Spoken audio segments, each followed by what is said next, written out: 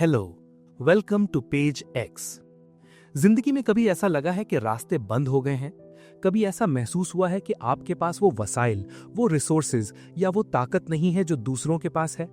हम में से अक्सर लोग सुबह उठते हैं, अपने हाथ पांव को हिलाते हैं, शीशे में देखते हैं और फिर भी शिकायत करते हैं। हम कहते हैं कि आज मूड खराब है, आज बारिश हो गई, आज इंटरनेट स्लो है या आज जेब में पैसे कम हैं। हम छोटी छोटी रुकावटों को पहाड़ बना लेते हैं और कहते हैं कि काश मेरे हालात बेहतर होते तो मैं कामयाब हो जाता। लेकिन जरा एक पल के लिए अपनी इन तमाम परेशानियों को साइड पर रखें और सोचें उस शख्स के बारे में जिसके पास शिकायत करने के लिए पूरी दुनिया थी, मगर उसने शिकायत के बजाय कोशिश को चुना।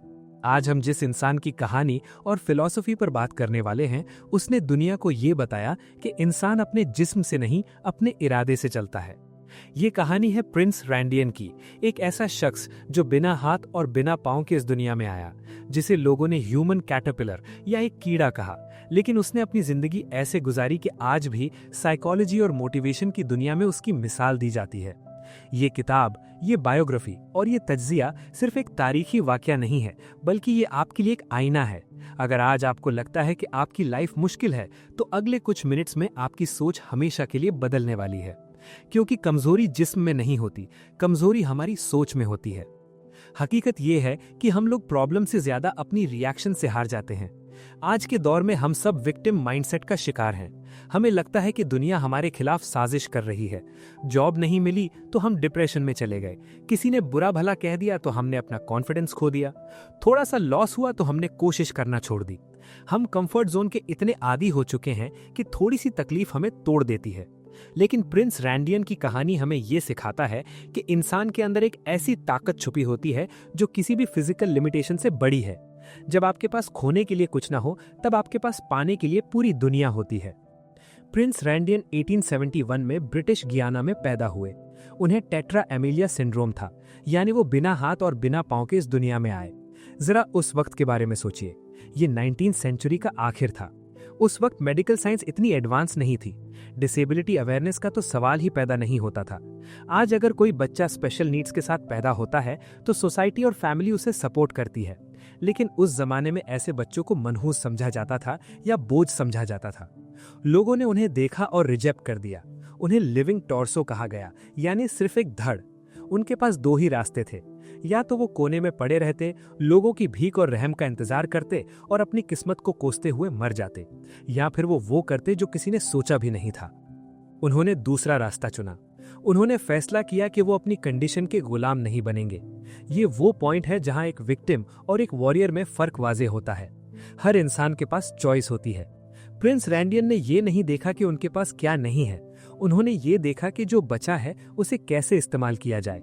उन्होंने अपनी गर्दन, अपने कंधे, अपने होंठ और अपनी जबान को अपने हाथ और पांव बना लिया।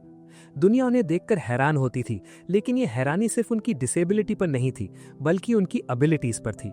उन्होंने ऐसी चीजें सीखी जो हाथ पैर वाले लोग भी शायद इतनी सफाई से ना कर सकें। वो पेंटिंग करते थे, लिख सकते थे और यहाँ तक कि शेव भी खुद करते थे।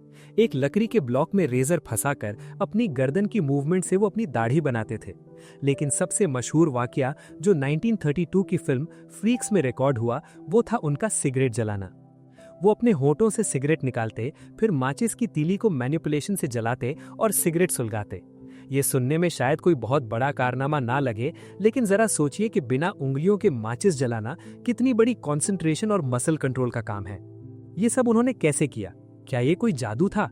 नहीं, ये प्रैक्टिस थी। ये वो कमिटमेंट थी जो कहती है कि मैं हालात का मोहताज नहीं हूं। हम अक्सर कहते हैं कि मेरे पास टाइम नहीं है या मेरे पास रिसोर्सेज नहीं है कुछ नया सीखने के लिए। प्रिंस रैंडियन ने साबित किया कि स्किल सर्कमस्टेंसेस की मोहताज नहीं होती। अगर आपके पास इरादा है तो आप पत्थर में से भी रास्ता निकाल लेते हैं। उनका ये हुनर, ये टैलेंट उनकी मजबूरी का जवाब था। उन्होंने दुनिया को दिखाया कि मैं तुम्हारी सिंपैथी नहीं चाहता, मैं तुम्हारी रिस्पेक्ट चाहता हूं। और इज्जत मांग कर नहीं मिलती, इज्जत कमानी पड़ती है अपनी काबिलियत से। 1932 की फिल्म फ्रीक्स में जब वो स्क्रीन पर आए तो उनका मकसद लोगों को डराना नहीं था, बल्कि उन्हें ये एहसास दिलाना था कि इंसान की रूह, इंसान की स्पिरिट उसके जिस्म से कहीं बड़ी होती है। उन्होंने उस वक्त के शो बिजनेस में काम किया जब फ्रीक शोज बहुत आम थे। लोग अजीबोगरीब चीजें देखने आते थे। लेकिन प्रिंस रैंडियन में उस प्लेटफॉर्म को भी अपनी ताकत बना लिया। वो स्टेज पर आते और लोगों की आंखों में आंखें डालकर अपने काम करते। इस कॉन्फिडेंस का लेवल देखिए। हम लोग थोड़ा सा मोटा या पतला होने पर या चेहरे पर एक दाना निकलने पर लोगों के सामने जाने से कतराते हैं। हमें लगता है लोग क्या कहेंगे। यहाँ एक शख्स है जिसके हाथ पैर नहीं है, लेकिन वो ग्लोबल स्टेज पर खड़ा है। इससे हमें ये सीखने को मिलता है कि कॉन्फिडेंस तब आता है जब आप खुद को एक्सेप्ट कर लेते हैं। जब आप अपनी खामियों को अपना लेते हैं तो कोई दूसरा उन्हें आपके खिलाफ इस्तेमाल नहीं कर सकता। लेकिन बात सिर्फ स्टेज या परफॉर्मेंस तक महदूद नहीं थी। उनकी पर्सनल लाइफ भी उतनी ही हैरानकुन थी। उन्होंने शादी की, उनकी बीवी का नाम प्रिंसेस सारा था और उनके बच्चे भी थे। वो एक भरी पूरी फैमिली लाइफ गुजार रहे थे।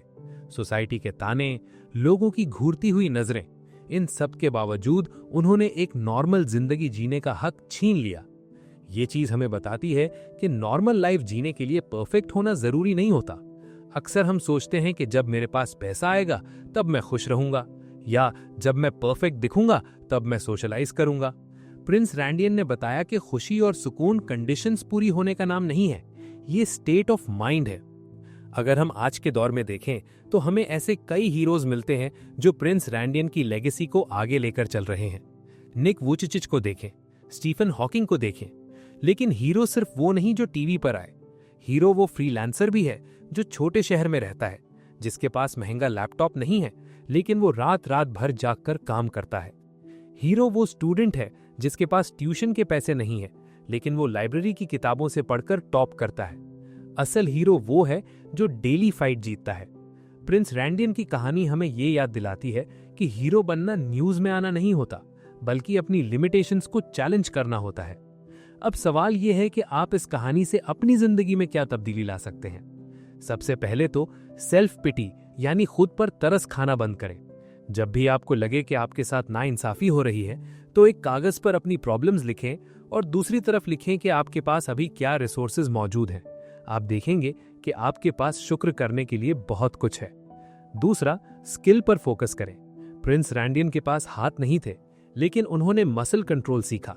आपके पास जहन है, इंटरनेट है, वक्त है। कोई एक स्किल पकड़ें और उसमें महारत हासिल करें। टाइम नहीं है का बहाना छोड़ दें। अगर वो बिना हाथ के पेंटिंग कर सकते हैं तो आप दिन में 30 मिनट निकालकर कुछ नया जरूर सीख सकते हैं। तीसरी और सबसे अहम बात, कंपैरिजन डिटॉक्स करें। सोशल मीडिया पर दूसरों की परफेक्ट लाइफ देखकर हम अपनी लाइफ को कमतर समझने लगते हैं। प्रिंस रैंडियन ने अगर खुद को नॉर्मल लोगों से कंपेयर किया होता तो वो कभी बिस्तर से ना उठते। उन्होंने अपना मुकाबला खुद अपने आप से किया। उन्होंने देखा कि मैं कल से बेहतर कैसे हो सकता हूं। आप भी अपनी प्रोग्रेस ट्रैक करें, ना कि दूसरों की सक्सेस। और आखिरी बात, याद रखें कि फिजिकल लिमिट्स आपकी मेंटल लिमिट्स नहीं है। जिस्म थक सकता है, जिस्म टूट सकता है, लेकिन इरादा तब तक नहीं टूटता जब तक आप खुद हार ना मान लें। अगर प्रिंस रैंडियन हार मान लेते तो आज हम उनका जिक्र ना कर रहे होते। वो मट्टी में मिल चुके होते और किसी को याद भी ना होते। लेकिन उन्होंने अपने इरादे की ताकत से अपना नाम तारीख में लिखवाया। आज आपके पास सब कुछ है, हाथ, पांव, आंखें, दिमाग। फिर आप किस बात का इंतजार कर रहे हैं? आपकी रुकावट बाहर नहीं, आपके अंदर है। उठिए और अपनी लाइफ का कंट्रोल अपने हाथ में लीजिए, क्योंकि ताकत बॉडी में नहीं, इरादे में होती है। अगर इस कहानी ने आपकी सोच में जरा सी भी तब्दीली पैदा की है तो इस वीडियो को लाइक जरूर करें और कमेंट में लिखें, मैं हार नहीं मानूंगा, ताकि आपका इरादा पक्का हो जाए। मजीद ऐसी लाइफ चेंजिंग स्टोरीज के लिए जुड़े रहिए पेज एक्स के साथ।